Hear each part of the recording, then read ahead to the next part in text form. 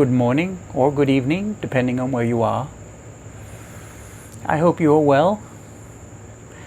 As we practice today, please take the opportunity to listen to your body. If your body says, I don't feel like doing that, please don't do it. There is a guest here today. Our dog Tufty is in the room. Usually she just hangs out and doesn't do anything, but if she starts moving around, please don't mind her.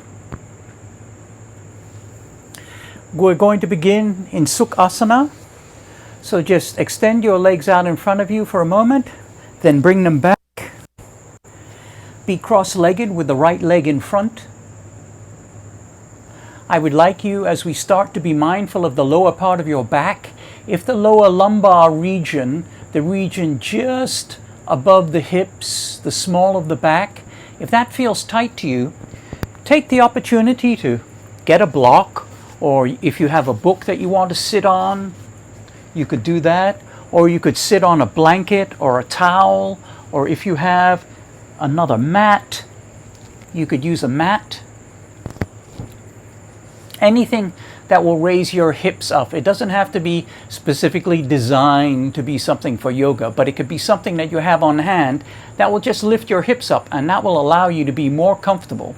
And please remember, whenever you need to use a prop in a pose, to please use the prop. Anyway, try and have the feet so they're rather underneath the knees. They don't have to be exactly underneath the knees, but just on the way to being there, whatever that happens to be for you. Press the edges of the feet down. I don't want the top parts of the feet laying on the mat. I want the sides of the feet pressing into the mat.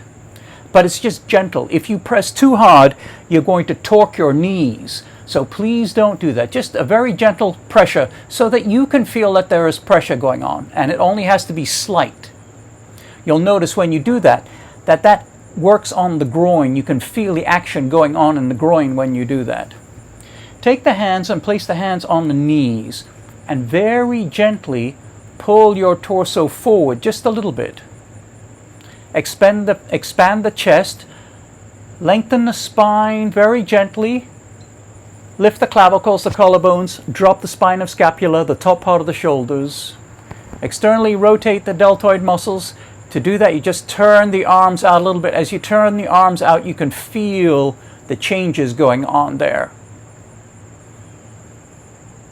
Tuck the chin slightly. You're looking down towards the floor a little bit so that you feel the back of your neck lengthening.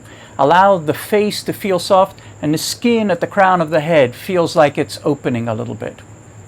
Always keep the back of the neck soft throughout the practice. Keep the tongue soft, and keep the face soft. Keep the eyes soft. Now in this pose, in Sukasana, there is a twist. We're going to turn to the right. And as you turn, please keep your chin in line with the sternum. As you turn, when you reach a point where you're running out of air, you only turn while exhaling. As you come to the point where you're running out of air, just pause there, take another breath, then if you feel like it, turn some more. When your torso has turned as far as it's going to go reasonably, just turn the head very slightly towards the right so the corner of the right eye sees the corner of the shoulder. You're not trying to get your chin over the shoulder. So, exhaling, take the left hand, put the left hand on the right knee or the right thigh, whichever works the best for you, and take the right hand and simply place it beside you somewhere. Be mindful of your lower back. Try and keep the torso straight up and down, not leaning to one way or the other, front or back.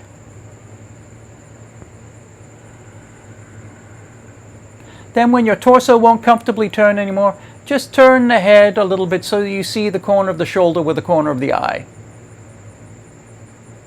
If you are inclined to, take the right hand, bring the right hand behind you and place the right fingertips or hand onto the left thigh. Don't hook your hand into your trousers. The hand is either on the thigh or it's on the floor. Don't just have your hand hanging out there. Only hold the pose as long as it's comfortable for you. Remember, we're all coming to this at a different level. And so you just go and do what it is that your body wants you to do.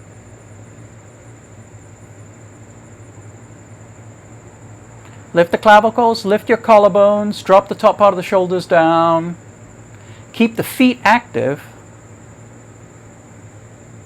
Then relaxing, turn to the front, move your hands to your knees again. Before we do the other side, please take a moment to pause in the pose. Don't just go right on to the other side. Allow your torso to relax. Exchange the position of the feet. So the other leg is now in front. Again, press down with the sides of the feet gently, not over talking.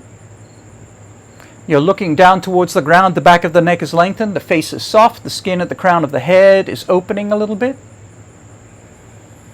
Exhaling, turn towards the left, move the left hand or the right hand to the left knee or the left thigh, the left hand somewhere beside you. If you want to take another breath and turn some more, exhale while you're doing so, while you're turning. Keep the shoulders relaxing, lift the collarbones, drop the top part of the shoulders down, relax the face. Then when you're ready to, if you want to, turn the head. Looking at the corner of the left shoulder with the corner of the left eye. Extend the left arm out if you want and just bring it around and hold on to the thigh. I've got my microphone set up there, so it doesn't work so well for me.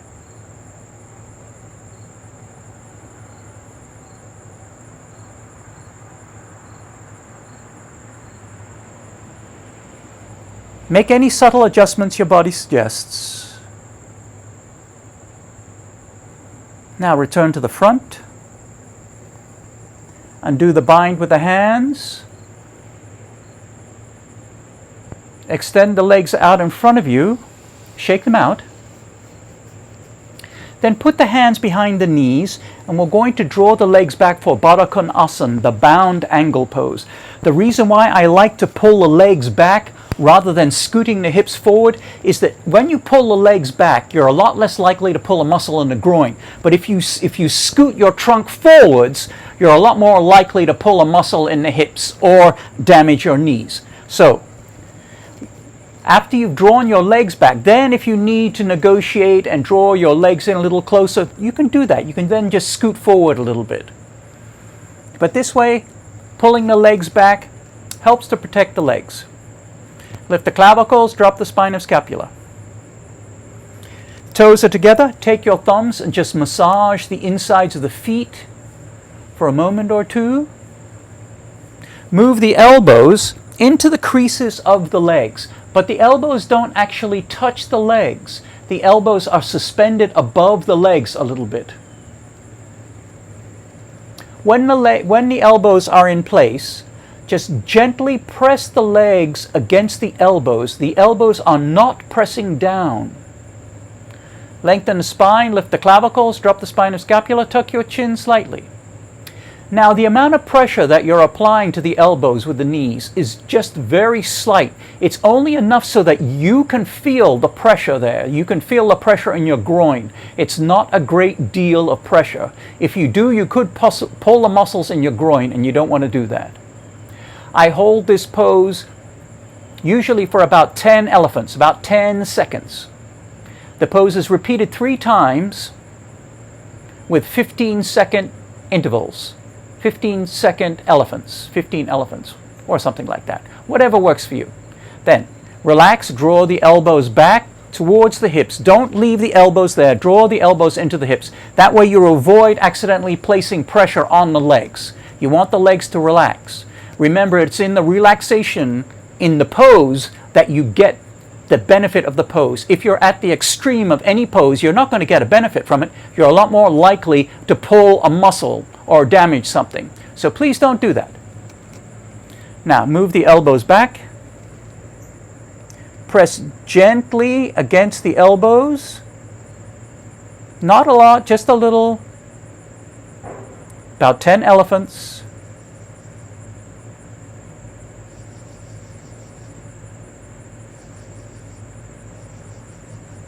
and then relax. Draw the elbows back for about 15 elephants.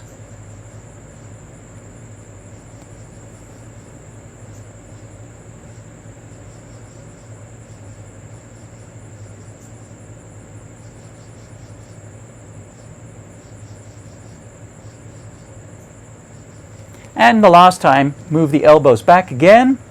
Again, not having them touch right away, but then just allowing the legs to draw up and press against the elbows. Now, as we've done this twice before already, your hips are already probably feeling pretty tight. Your groin is probably feeling pretty tight. So you want to be careful about overdoing it. And remember, if you don't want to do a pose, don't do it. If your body says to you, I don't feel like doing that, don't do it. It's all about listening.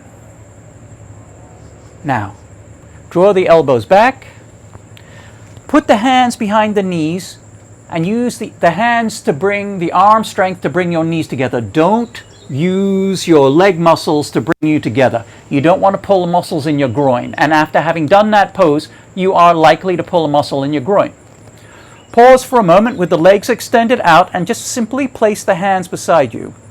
We're doing a brief Dandasana, a seated staff pose. Now the next pose that we're going to do is Adho Mukha Svanasana, downward facing dog. If you don't want to do downward facing dog, please don't do it. I will show you an alternative to doing downward facing dog. It is rather a dog, but it is different, slightly different. It's the half dog, Adho Mukha Svanasana. Come on to all fours. I'll show you the half dog first and then downward facing dog. So, to do the half dog, what I would like you to do is to try and keep the hips above the knees. Avoid the temptation to bring the buttocks back towards the knees, back towards the heels, like we would do if we were doing Balasana, repose of the child. So, in this position, in a tabletop position, just start to move your hands forward. Have a block nearby in case you need one. Move the hands forward and start to bring your head down towards the mat. If your head doesn't come down towards the mat, it won't come to the mat. Take your block and just simply rest your head on the block. Adjust it as you need to. The block goes on the forehead. And then with the lower back, you want to develop a scoop in the lower back. A scoop, not a hill. A scoop in the lower back, and that will allow your back to relax. But you don't want to overdo it. Let it happen naturally. And then just extend your arms out in front of you. Keep your arms active. The hands are pressing into the mat. The eyes of the elbows turn slightly up towards the ceiling. You can feel the rotation going on in your shoulders. Not a lot, just a little. Keep the wrists facing forwards. The fingers follow the wrists. And that also goes with downward facing dog. So, if you do want to do downward facing dog, Adho Mukha Svanasana, extend the arms out in front of you for a moment. Look at your wrists. The wrists are facing forwards. Press the finger first and second. Press the thumb and first and second finger into the mat. Put the toes, the soft part of the toes on the mat. Push back with the buttocks. Lifting the hips up. Keep the knees bent to begin with. Bring the ears down in between the arms. The eyes of the elbows turn slightly towards the ceiling. Your fingers are pressing into the mat and pushing the mat away. Your arms are strong. Then slowly start to straighten the legs. Don't worry about your heels reaching a mat. If you want to put a block behind you so your feet can rest on the block, please do that. Now, keeping the heels off the mat for the time being, I want you to bend the right knee and straighten the left leg so you can feel an opening going on in the left hip.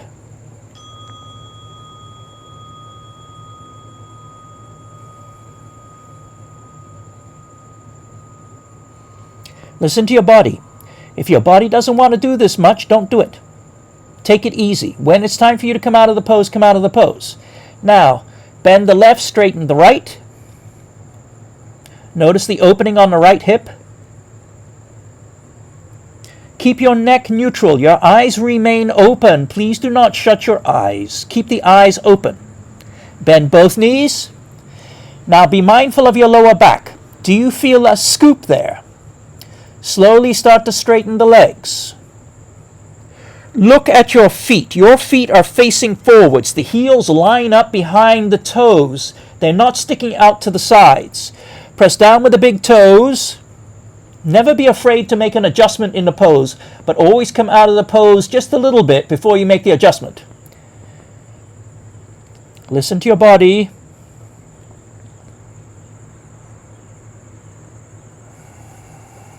Allow the buttocks to blossom a little bit.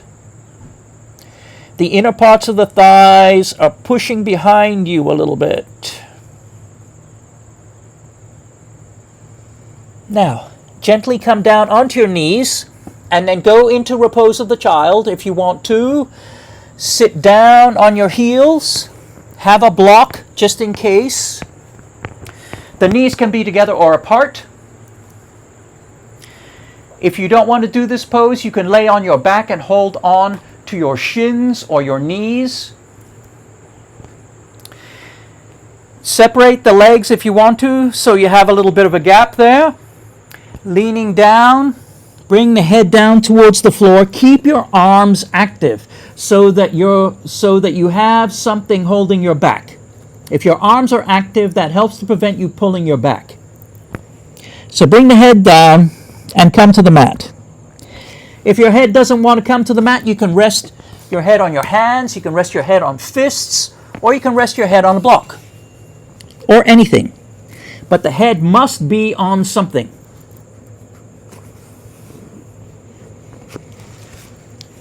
Put your hands in a comfortable position.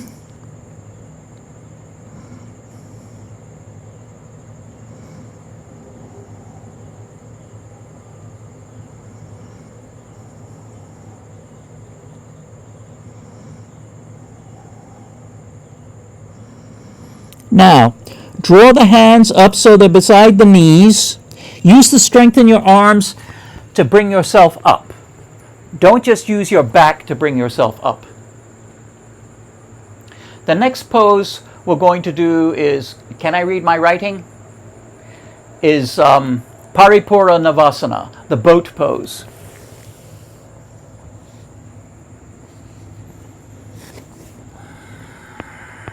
So sit down with the feet in front. Now with this pose, depending on how you happen to be feeling today, you can do this pose with the feet on the ground and the arms extended out and leaning backwards. Your tummy will get some work. You will get some core tummy muscle work. But depending on, or regardless of which position you choose to do, please remember that I want you to have the muscles in the tummy so they're feeling like they're spreading apart, not pushing together like a bread loaf. So just imagine that your tummy muscles are pulling apart. You could also lift the legs up and have the arms going out, or you could extend the legs up, lengthen the spine, extend the arms out. The toes are pulling back. The balls of the feet are pressing forwards. It's a very active pose. Breathe. Remember, no bread loaf. And come out of the pose. Pause for a moment. The next pose we're going to do is Purvottanasana. So to practice this pose, I would like you to extend the legs out.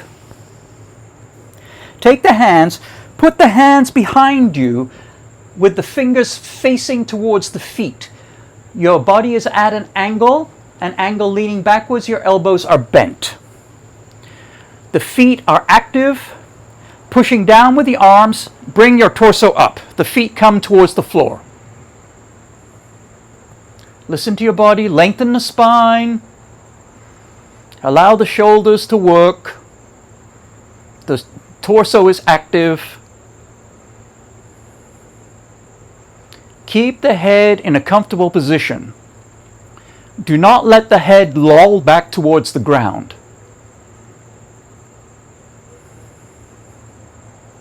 Purvottanasana. Now bring the buttocks down towards the floor. Come out of the pose slowly, don't be in a hurry. The next pose we're going to do is Plankasana, the plank pose. So cross your legs and come to your knees, however you want to do that. Whether it's crossing the legs or simply bringing yourself up another way, please feel free to do that. Now come, have your hands extended out in front of you. Draw the buttocks back towards the heels, bring the arms down in between the ears. That'll give you an idea of the length of your body for coming into this pose. The toes are on the soft part of the toes rather than on the toenails. Push back and come into Plankasana. Now, if you want to do this to start with on your knees with the buttocks back towards the heels, you can do that.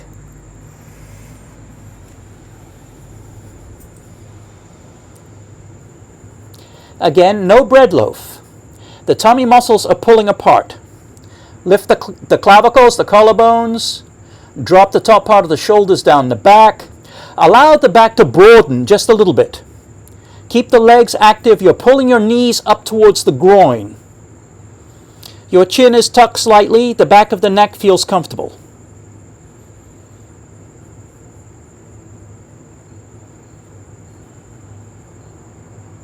And come down onto your knees.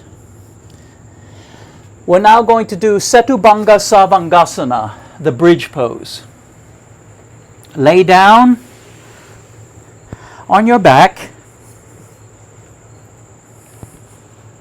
Draw the heels towards the buttocks. Make sure you feel comfortable. Make sure you feel equally weighted.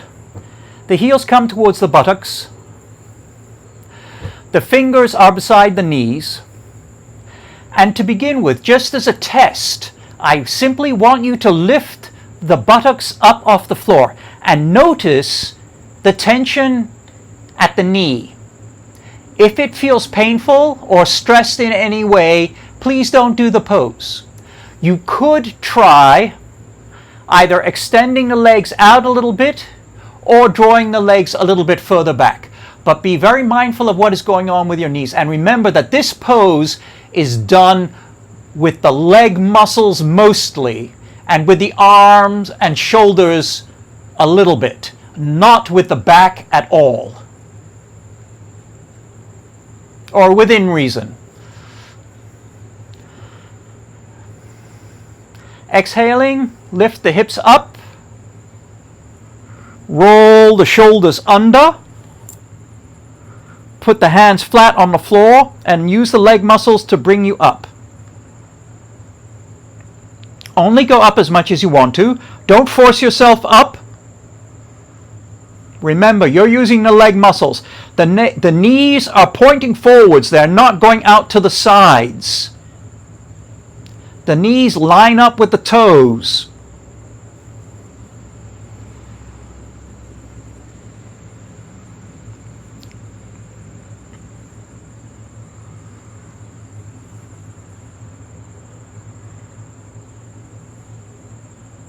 How are your ears?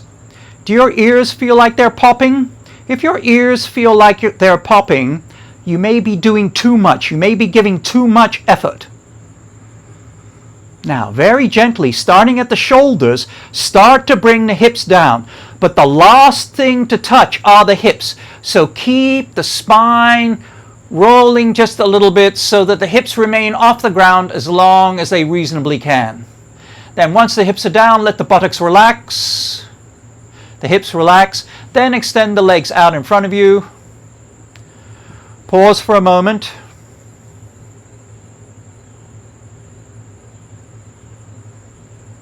Breathing. Now roll over onto the right hand side, unless there is a reason why you have to roll over onto the left. And come up Hope I didn't do something funny to my sound device. The next pose that we're going to do is Savasana, the corpse pose. Now, with that pose, what I would like you to do is when you lay down, take a look at your body.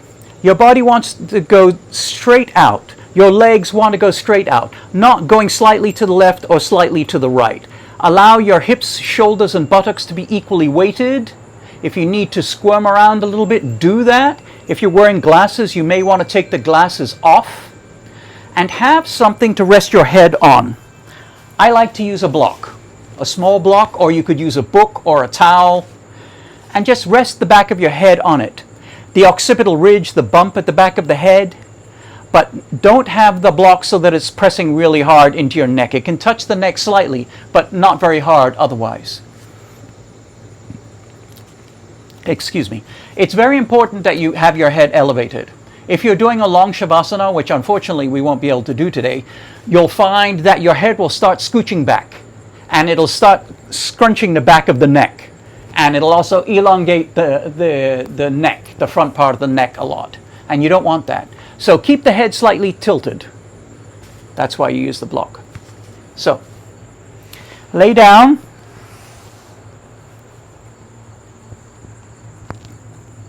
Put your block in place. Adjust yourself. Remove the junk from the trunk. Make sure your hips feel comfortable. Extend the legs out. Check your body. Turn your hands out so the palms are facing the ceiling. Move anything, any object that's nearby, move it out of the way.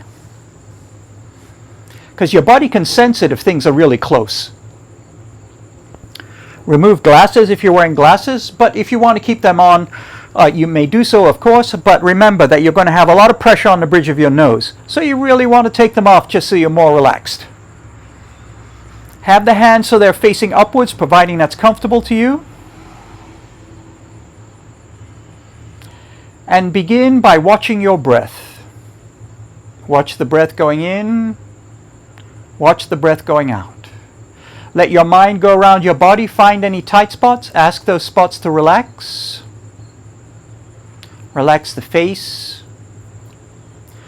Relax the crown of the head, the forehead. Relax the eyes.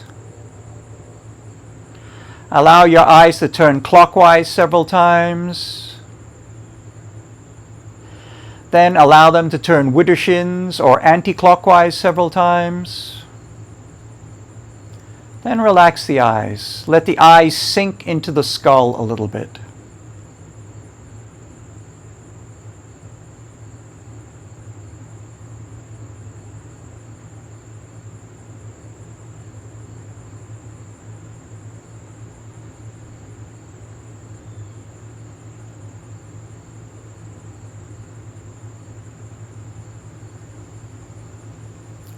And now, if you're ready, put the glasses back on if you took them off. If you want to remain laying down and continue on with Shavasana, please do. Otherwise, roll over onto the right-hand side.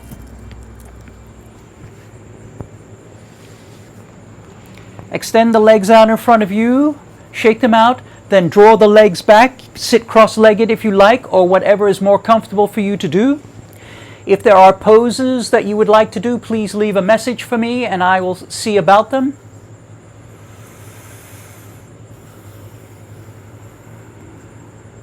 Please sit comfortably. Again, if the lower part of your back feels tight, please just sit on a block. Elevate the hips a little bit. Take the pressure off of your lumbar spine.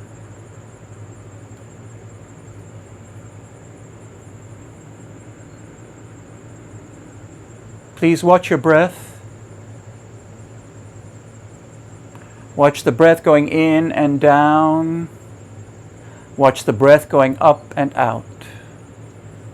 Watching the breath is one of the purest forms of meditation. You can do that anywhere. Just don't do it if you're using heavy machinery or something sharp or driving a truck or a car or, just be sensible about it. But if you're out walking about, It's something you can do. You can walk around and you can follow your breath in and follow your breath out. It's a marvelous way to go about. I often do it at the shops when I'm waiting in line, or at least I used to. My wife won't let me go to the shops anymore. Be well. Practice. Listen to your body.